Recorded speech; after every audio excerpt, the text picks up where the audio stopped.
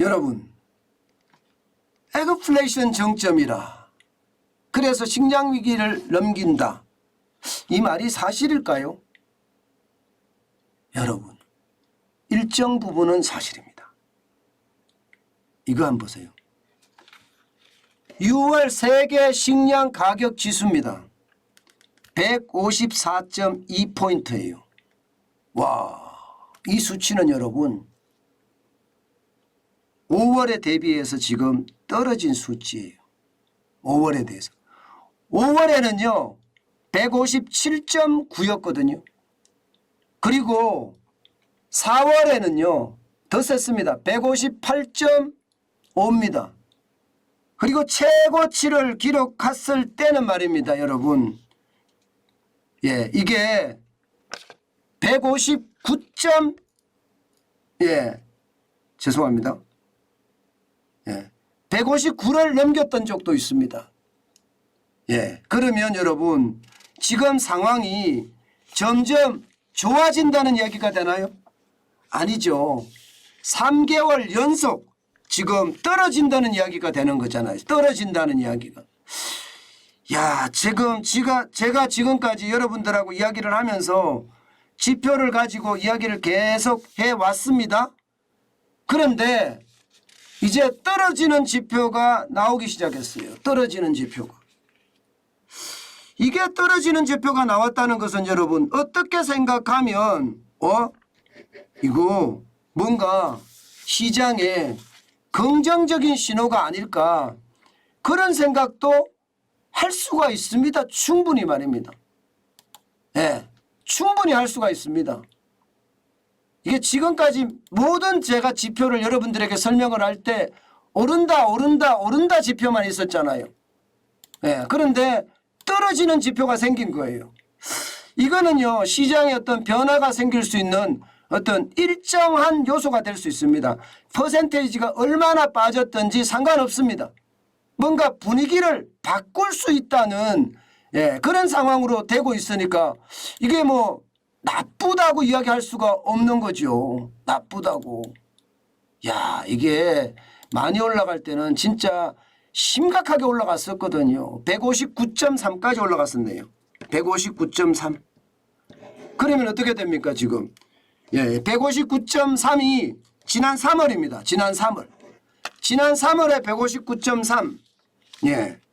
그리고 4월에 떨어지고 5월에도 떨어지고 4월에는 158.5로 떨어졌죠. 158.5로. 그리고 5월에도 말입니다. 이게 떨어졌습니다. 그리고 6월에 떨어졌고요. 와, 이렇게 되면 여러분 6월에는 지금 157점 죄송합니다.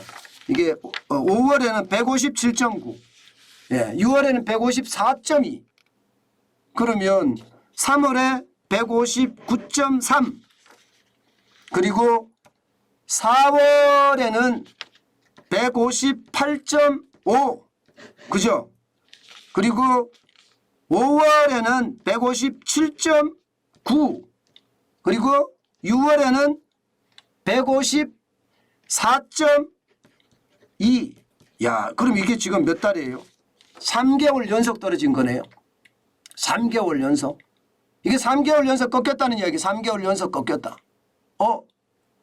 여러분 이 이야기를 들으니까 여러분 꺾인 게 있어요. 그죠? 이것은 여러분 에그플레이션에 대한 정점은 분명히 맞는 것 같습니다. 에그플레이션에 대한 정점은. 에그플레이션이 에그리컬처 농업이죠. 그죠? 여기에 인플레이션. 농산물, 축산물, 수산물이 올라서 인플레이션화 되는 것이 이제는 줄어든다는 이야기예요. 줄어든다는 이야기. 그런데가 이제 여기서 중요하죠. 그죠? 그런데 여러분 154.2가 낮은 숫자가 아니죠. 그렇습니다. 154.2도 말입니다. 전년 동을 대비하면 23.1%가 늘어난 거고요. 코로나19의 초기 2019년 6월과 비교하면요. 63.5%가 오른 수치입니다. 3개월 연속 떨어지고 있지만 작년 대비하면 23.1. 2019년 그러니까 코로나19 이전과 대비하면 63.5%가 오른 수치니까 이것은 여러분 결코 말입니다. 결코 낮은 수치가 아니라는 거예요. 이렇게 됐을 때 각국은요. 부채에 시달리고 있잖아요. 그죠? 부채에 시달리고 있어서 실제 말입니다. 예, 돈 쓰기가 굉장히 어려워요. 돈 쓰기가. 그런 상태라면 식량 위기를 넘겼을까요? 쉽지 않습니다. 외화표시 국가 부채가 많은 나라들, 그런 나라들은 식량 위기가 앞으로 가면 갈수록 더 심해질 겁니다. 예, 이게 금방 안 떨어지니까요. 금방 안 떨어지니까. 그러나 여러분, 그러나 조금씩 가면 이 인플레이션도 피크아웃이 될 거고요. 쉽게 말하면 물가 상승률이 최고치를 찍었다가 이제 떨어질 거고요. 6월에 어떻게 떨어질지 모르겠지만 일단 5월까지는 8.6%니까 높습니다. 예, 미국의 어떤 소비자 물가 상승률이 예, 그러나 떨어질 수 있다는 그런 가능성이 이제 엿보인다. 이렇게 이야기할 수 있을 겁니다. 우리도 마찬가지입니다. 그렇게 되면 우리도 여러분 보시는 것처럼 우리도 지금 소비자 물가가 장난 아니거든요. 5월에 5.4%였습니다. 6월에 소비자 물가는 6%예요. 6%. 그러니까 세계 곡물 가격이 떨어지면 아무래도 세계 원자재 가격이 떨어지면 아무래도 이제 수입 가격이 떨어질 거고 인플레이션에 대한 피크아웃, 다시 말해서 물가가 좀 떨어질 수도 있다는 전망들도 조금씩 이제 나올 겁니다. 그러니 물가는요 이제 어느 시점에서 지금 이야기하는 걸 보면 우리나라 같은 경우는 6월, 7월, 8월 여기가 정점이 아니겠느냐 이렇게 보고 있고요. 9월에 가서 어떻게 될런지 또 10월에 전기요금, 가스요금 인상하니까 그때 어떻게 될런지 좀 더 두고 봐야 되지만 분명한 것은 올해가 지나고 나면 물가는 좀 잡히지 않겠느냐 하는 게 일반적인 예측입니다. 일반적인 예측. 원자재라고 이야기하는 에너지 어떤 원이라고 국제유가나 가스나 석탄이나 좀 떨어지죠. 게다가 광물 자원도 지금 니켈이나 코발트나 텅스텐이나 철광 좀 떨어집니다. 여기에 곡물 자원이라고 이야기하는 지금 세계 식량 가격 지수가 떨어지는 것처럼 밀 가격도 콩 가격도 옥수수 가격도 좀 떨어진단 말입니다.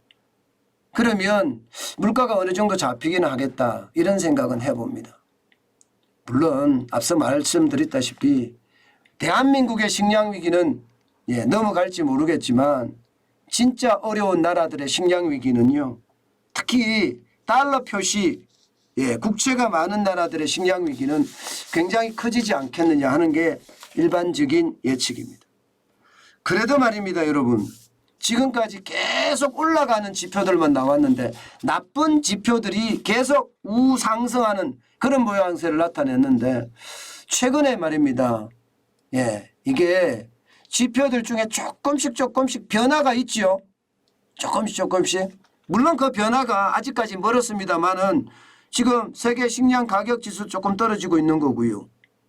여기에다가 경기의 어떤 전망을 나타낸다고 이야기하는 동행지수 순환 변동치도 이게 다시 올라가기 시작했고요. 선행지수 순환 변동치도 우상향, 아주 작지만 우상향의 모양새를 나타냈습니다. 물론 이게 바닥으로 아직 내려가고 나서 다시 올라갈 거라고 생각하는데 저는 지금은 바닥은 아니라고 생각합니다. 현재 동행지수 순환 변동치나 선행지수 순환 변동치가 우상향 약간 꺾였다는 것은 뭔가 이게 깜짝 발작이라고 저는 생각이 들어요. 정부가 추가 경정 예산을 워낙 많이 풀었기 때문에 거기에 대한 반작용이지 실제 실물 경제가 좋아져서 동행지수 순환 변동치나 선행지수 순환 변동치가 변했다고 생각은 안 하니까요. 어쨌든 시장은 좀 더 두고 보자고요. 뭔가 꿈틀거리는 요소가 있는 건 사실입니다. 그 꿈틀거리는 요소 제가 가장 빨리 찾아내서 여러분들에게 설명부터 하겠습니다. 그래야지 우리가 투자의 적기를 잡을 수 있거든요. 투자는 시점이잖아요. 그죠? 시점이 가장 중요한데 그 시점을 잡으면 우리도 부자 될 수 있다. 그 생각을 할 수 있으니까요.